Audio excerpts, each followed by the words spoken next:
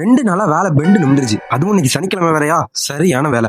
நாளைக்கு company leave, எனக்கும் leave. அதனால இன்னைக்கு எல்லா வேலையும் இழுத்து போட்டு பார்க்கணும்னு சொல்லி பார்த்துட்டேன்.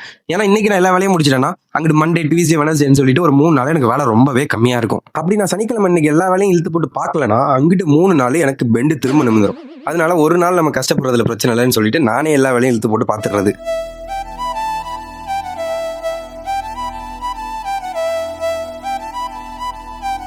ஒரு முக்கியமான விஷயம் சொல்லணும் ஃப்ரெண்ட்ஸ். ஏன்னா நம்ம ஸ்கூல் படிக்கும் போது தான் இது நம்மளை தொடரும்னு பார்த்தா எங்க போனாலுமே நம்ம பின்னாடியே இது வந்துட்டு இருக்கு. என்னன்னு தானே கேக்குறீங்க? நான் சொல்றேன். வேற என்ன, ஸ்கூல் படிக்கும் போது சாட்டர்டே சண்டே லீவுக்காக ஃப்ரைடே ஈவினிங் எப்போ வரும்னு வெயிட் பண்ணிட்டு இருக்கோம். இப்போ வேலைக்கு வந்துட்டேன், சண்டே மட்டும் தான் லீவு, அதனால சாட்டர்டே ஈவினிங் எப்படா வரும்னு சொல்லி வெயிட் பண்ணிட்டு இருக்கேன். என் ஏஜ் மாறிடுச்சு, என்னோட தோட்டம் மாறிடுச்சு, ஆனா என்னோட கேரக்டர் இன்னுமே மாறல.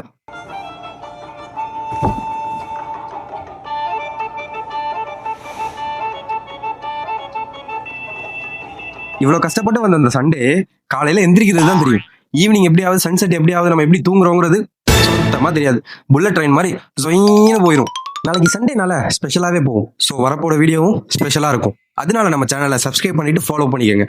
கேமரா வேணா பழசா இருக்கலாம், ஆனா என்னோட கண்டென்ட் ரொம்ப புதுசு, அப்புறம் ஃப்ரெஷ். நாளைக்கு பார்க்கலாம். பாய்.